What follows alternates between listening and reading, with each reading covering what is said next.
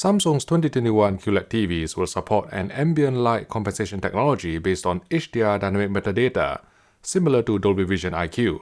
Let's talk about it. Hello everyone, Vincent Teo from HDTV Test here.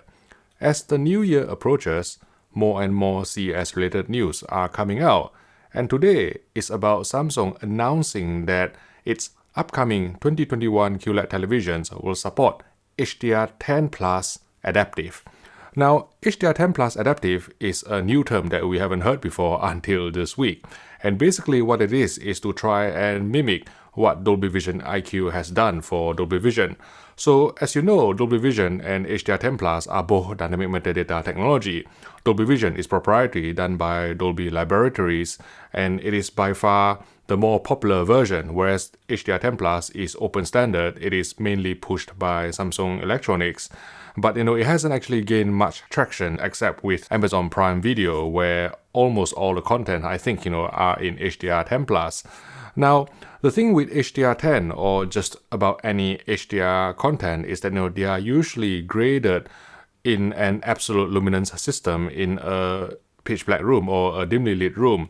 So what that means is that to enjoy HDR content according to the creator's intent, ideally you should be watching in a pitch black room, because if it is mastered at 10 nits in the studios, then you should be watching it in 10 nits, being output in 10 nits on your television, and that is what I mean by an absolute luminance system. Whereas previously with SDR, it is a relative luminance system, which means that it is done in percentages or video stimulus level, which means that, let's say, if you want to watch a 100 nit SDR content, in a brighter environment, you can just scale it up to 200 nits and you can watch it and still be relatively faithful to the creator's intent. But that is not the case with HDR. So obviously, manufacturers and content creators, they know that not many people will be wanting to watch HDR content in a pitch black room or an almost pitch black room all the time, which is where ambient light compensation technology has come in, such as Dolby Vision IQ earlier this year, and now with HDR10 Adaptive as well.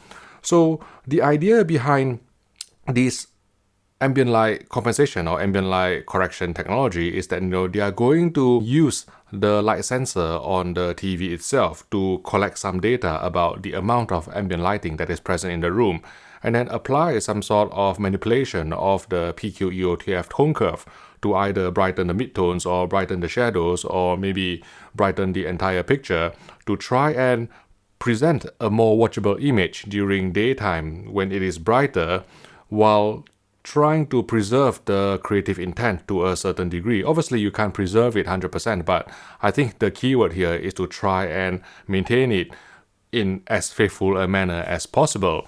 And the way they are going about doing this is by using the dynamic metadata that has already been generated for these dynamic metadata formats such as Dolby Vision and now HDR10 as well. So if you haven't been following the history of Dolby Vision and HDR10 Dolby Vision and HDR10 are both dynamic metadata formats.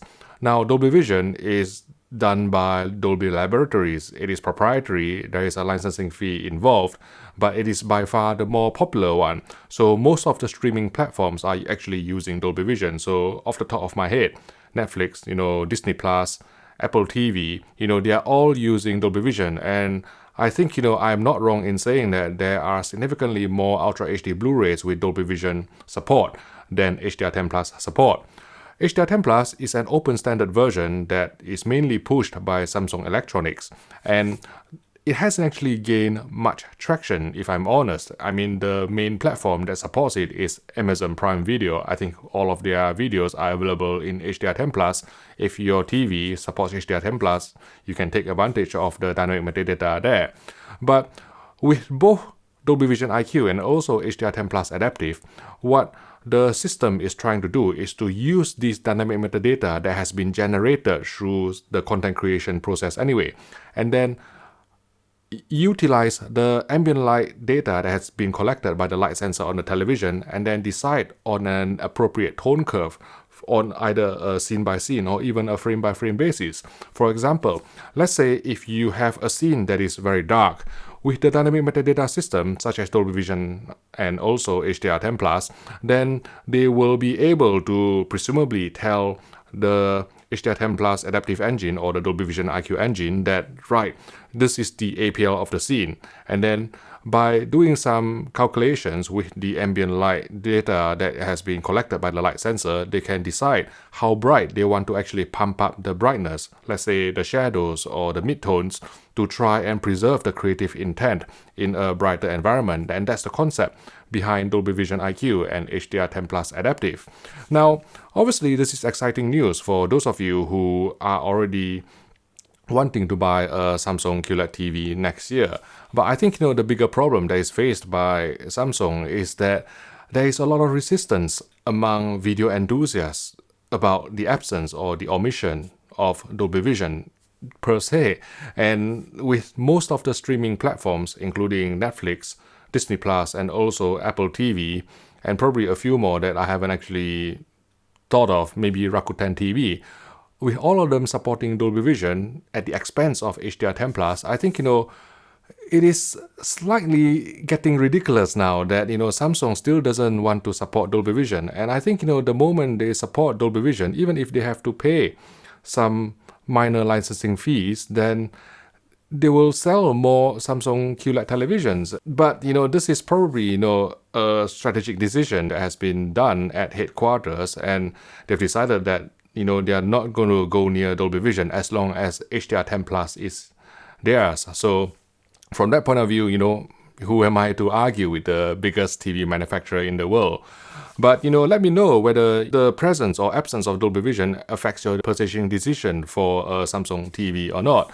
And another thing that crossed my mind is that obviously with Dolby Vision IQ that was introduced earlier this year, I say earlier this year because, it's been 12 months, we are almost at the end of 2020.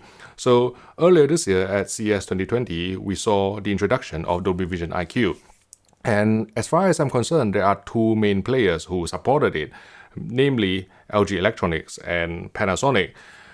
I think, both of their implementations are good, but they can be improved. What I mean is that out of the box, I actually prefer the implementation on the Panasonic OLEDs, or just any Panasonic TVs with Dolby Vision IQ, because they generally maintain the same average picture level in a dark room. If you engage the Dolby Vision IQ mode, they will maintain the same average picture level as in a dark room until there is ambient light, and then there will be a gradual ramp up of the APL or average picture level. And I like the Panasonic for that, because they are really faithful to the creative intent. If you switch off all the lights, then Dolby Vision IQ mode will look exactly like Dolby Vision dark mode in terms of the brightness and peak brightness and luminance and general midtones and shadows and blacks, right?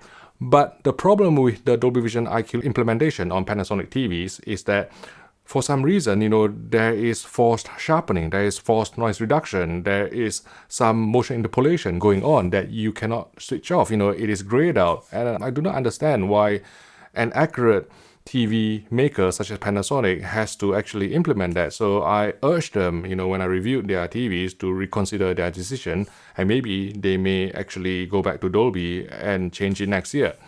Let's talk about LG, who is another adopter of Dolby Vision IQ from earlier this year. And with LG, their out-of-the-box Dolby Vision IQ mode, which is the Dolby Vision Bright mode, is actually brighter than reference. And if you actually don't calibrate it, which I think, applies to almost 99.9% of the owners of LG TVs, then, there is no way you can actually get sort of a reference picture when you switch off the lights, because it will always be brighter than reference. But from what I've seen on Panasonic TVs, Panasonic OLEDs in 2020 with Dolby Vision IQ support, I see how effective that it can work. And maybe, HDR10 Adaptive will be as effective on Samsung TVs as well.